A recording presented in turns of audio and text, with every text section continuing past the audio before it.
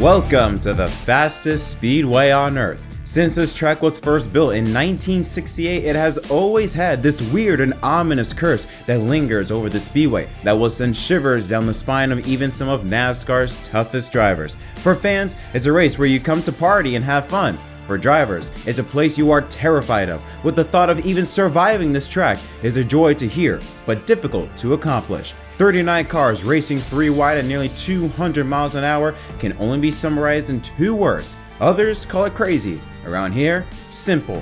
It's Talladega. Let's get ready to roar as NASCAR and MDK presents the Jack Links 500 from the Talladega Superspeedway in Talladega, Alabama. Perfect weather here for round number 10 of the 2025 NASCAR Cup Series season. Temperature going to be in the low to mid 80s, no chance of rain, 5-mile-an-hour wind north-northeast through the racetrack.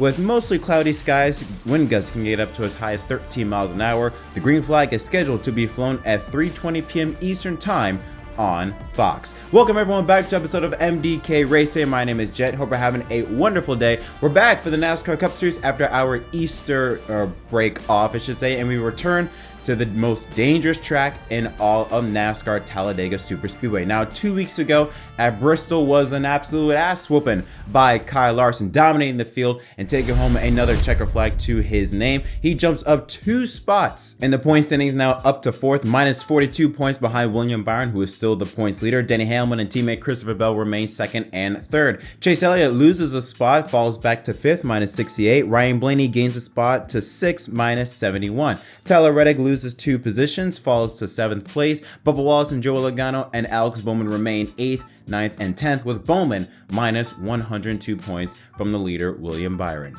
Busch, the official beer of NASCAR, proud sponsor of the Busch Light Pole Award, given to the fastest man at each NASCAR Cup Series event. Busch Light congratulates Zane Smith for his first career Cup Series pole. This is Front Row Motorsports' 8th career pole in the Cup Series and their 3rd at Talladega. Smith wins the pole with a speed of 182.174 miles per hour. Since 2020, Busch Beer has invested more than $70 million in becoming a premier sponsor of the NASCAR Cup Series. So here's a look at the starting lineup for the 2025 Jack Links 500 from the Talladega Superspeedway. Alongside him on the front row is 2-time Talladega winner Kyle Busch in the 8 car. Row 2 has Joey Logano, former Talladega winner, and Ryan Preece. Great start for him, but hopefully he can try and keep all 4 wheels on the ground this time around. Row 3 has Austin Dillon, 2-time Daytona winner, and Chris Buescher in the 17 Ford. Row 4 has Austin Cindric, the 2022 Daytona 500 champion. Alongside him is Josh Berry in the 21, with 3-time Talladega winner Ryan Blaney alongside Ty Gibbs in the 54, rounding out the top 10. How about that? 7 Fords, 2 Chevys, and 1 Toyota make up the top 10. Row 6 is Christopher Bell. Alongside him is Cole Custer in the 41 ride. Row 7 is Denny Hamlin, a former Talladega winner. Alongside him is Michael McDowell in the 71. Todd Gillen, a 34 ride. Alongside him is William Byron, a former Daytona winner, 2-time Daytona 500 champion. Still no wins here at Talladega. Row 9 has Chase Briscoe and Alex Bowman in the 48 Ally Chevrolet. Round at the top 20 is AJ Allmendinger won an Xfinity race here at Talladega, and Bubba Wallace, the 2021 Fall Dega winner. Row 11 has Ty Dillon, the number 10 Chevrolet. Alongside him is 6-time Talladega winner, the most wins out of any driver here in the field today, Brad Keselowski. Row 12 has Riley Herbst, a rookie. Alongside him is Daniel Suarez in the 99 Chevrolet.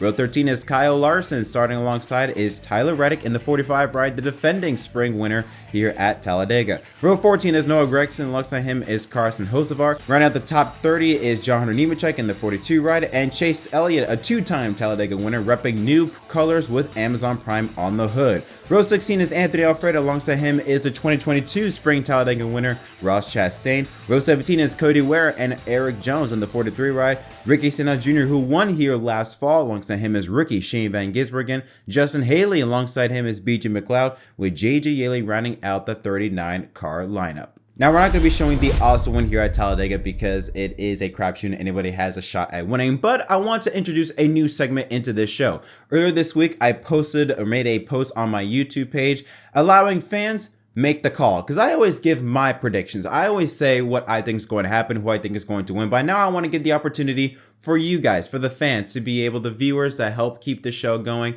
I want to give y'all the opportunity to give me your thoughts on what you think is going to happen. So we're making the call, or you make the call for Talladega. We're gonna go over a couple of responses. First one from Wyatt Watson NASCAR says, big one at the end and a Penske driver wins. That's, I mean, you do have four options. Ryan Blaney, Austin Cindric, and Joe Logano both insanely good at the super speedways. Big one at the end. I don't know about that. With the way these super speed races have ended in this next gen era, it's not common. Yes, we did see it last year, and we did see in the Daytona 500 also in the fall, but I should say in the spring this year. But I do feel like the big one at the end of races, because cars are so gridlocked, it's kind of hard for any major crashes to happen at the end, but that could be a possibility. Shadrick Rasco 2628 says, I predict Team Penske will be 1, 2, 3 with Ryan Blaney winning, and RFK Racing will be right behind them in 4, 5, 6. Fours are going to be strong this weekend. They will be strong this weekend, but I mean, if you are that confident, Penske and RFK 1 through 6, that is gonna be very difficult. I don't know. That's impossible. You have more odds of winning the lottery than having that be a possibility. Justin C7841 says, a great race until about 3 laps to go, where a wreck will happen that will initiate a demolition derby with multiple overtime periods. The last 2 laps will take nearly as long as the first stage, and someone who had no business winning will end up in victory lane by being one of the 6 cars that don't end up wrecked. Well, based on what we saw last fall, even though Stenhouse is really good in the super speedways, where we did have that 25 car pileup. Yeah, it wouldn't be that far-fetched of an idea or of a thing to happen. Although I do feel like the spring races are a bit more calm than the fall races. I may have to look at some stats, but I feel like in the fall there's a lot more chaos than what happens in the spring. But I mean, let's be honest, it is Talladega. That could very well happen. Ming454 says, Bubba will run well first 2 stages, but won't finish well. Chevy will be the main power, and someone new will win this season, but it won't be someone outside of top 20 in points. Now, Bubba doing well the first 2 stages and not ending well, that's kind of like the thing of his season. In fact, there's a stats where it's like the first 2 stages, he's one of the highest running positions up there, but then when it comes to average finish, he's nowhere near the list. So,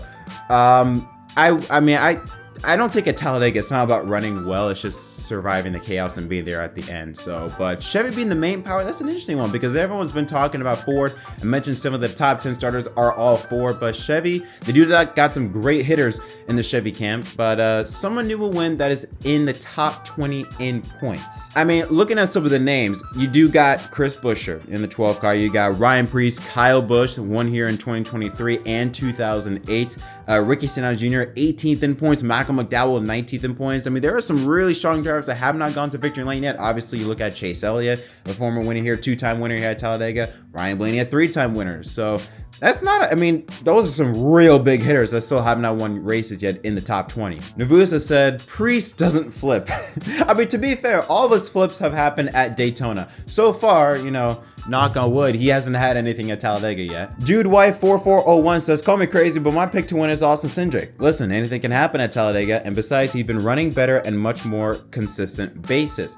That is a really good pick. That's an underdog pick. Austin Cindric, he's been one of the best super speedway drivers in the next gen era. I think Denny Hamlin alluded to that, but he's been the type of driver that he doesn't make the wrong decisions. He usually places himself at the right position at the right time. Sometimes it doesn't work out in his favor, but he's always been that driver that's in the mix. So that's a very underdog pick, underrated pick. I like that one. Sido1101 says, sucker, Kyle Larson, dark horse pick, Michael McDowell, winner, chicken dinner, Ryan Blaney. Yeah, I'm pretty sure a lot of people will also agree with that. Kyle Larson, he's good at everything but super speedways. Michael McDowell, really good at the super speedways, Daytona 500 champion, and Ryan Blaney, 3-time Daytona winner. I mean, if he's going to win though with Blaney, it more than likely will be a photo finish. And finally, Yanette Perez 2243 says, Suarez wins by Preece doing a late block and Ultimate flipping violently on the final lap. Yeah, like I said earlier, I feel with Preece, his flips are just for Daytona. It's like special for Daytona, but I would not mind a Daniel Suarez win. I would actually really like that, but not the Preece flipping. But again, it is Talladega, so anything could possibly happen, including that. That would not surprise me one bit. But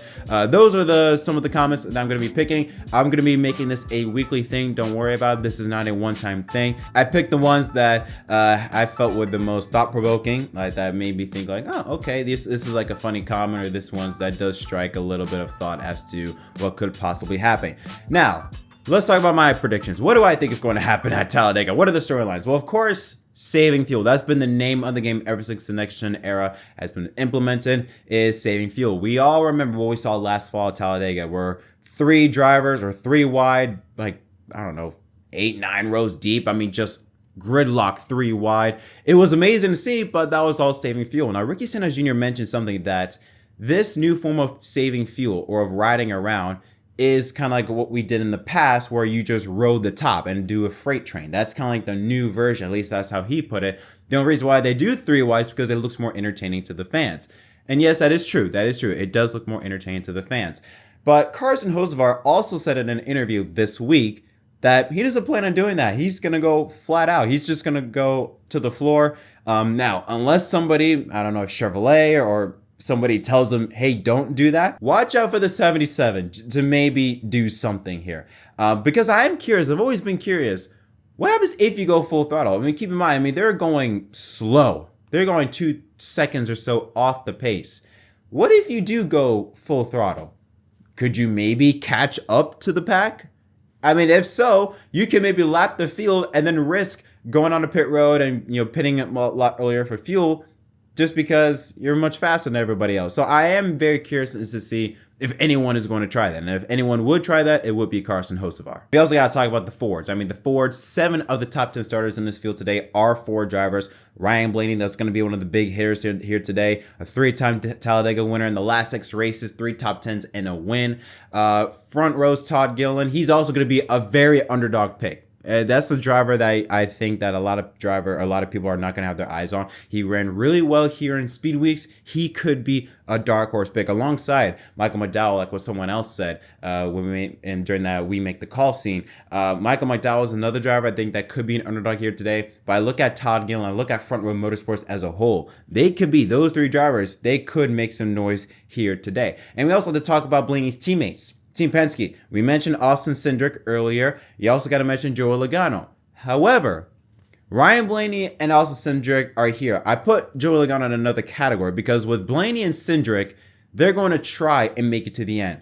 Joey Logano is in a position similar with Ricky Stenhouse Jr. They either will make it to the finish and win the race, or they're going to cause the big one. I mean, look what happened in the Daytona 500, where those 2 were driving like idiots and caused a major pileup. More than likely, Logano and Stenhouse will cause an accident. They're really good, one of the best super speedway drivers, but they are stupidly aggressive. And I feel like if a big one does occur, one of them will cause it. But we also have to understand, this is Talladega. Anybody can win it. You look at some of the drivers that are way down below in points. Look at the 2 rookies, Shane Van Gisbergen and Riley Herbst, outside the top 30. Brad Keselowski, a 6-time Talladega winner, although he has not won since 2021. He's also deep down in the points. Daniel Suarez, the 2022 or 2024, I should say, Atlanta winner. Austin Dillon, a 2-time Daytona winner. These are drivers that are outside the top 20, top 25, even top 30 in points that need a win. They are in must-win mode. They cannot make on points. They should not rely on points. They need to win. This is a huge opportunity for some of those drivers I just mentioned, for them to capitalize and get a win and lock themselves into the playoffs. So, Fantasy Lab at Talladega looks as such. I got Austin Cindric, Todd Gilliland, William Byron, Eric Jones, Chase Elliott, and Ryan Blaney in my garage. Yeah, some of these drivers, again, it is Talladega, so you kind of have to go with an effort mentality, but Cindric, good on the super speedways. Ty Gilliland could be a dark horse. William Byron, William Byron has the best average finish in the next gen at Talladega. I feel like for some reason with the 24 team, they just somehow find a way to make it to the end. They're just somehow there at the end.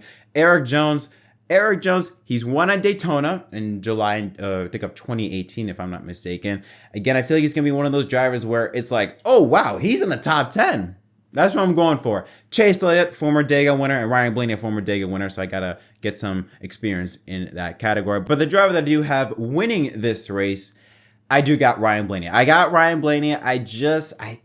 Something about, again, when it comes to Talladega races at the end, more often than not, it gets, it's like a gridlock. Drivers can't really go anywhere. They can't really do anything. And I just feel like that for power and the experience that Ryan Blaney has, I just feel like somehow, some way he's going to be there at the end. So I got Ryan Blaney winning here at Talladega. But that's it for this episode of MDK Race Day. What do you think is going to happen in this race? Let me know in the comment section down below. As always, don't forget to leave a like and subscribe for more content. Until next time, my name is Jet from MDK. Thank you so much for watching. So see you next time. Sit back, relax, and enjoy the race.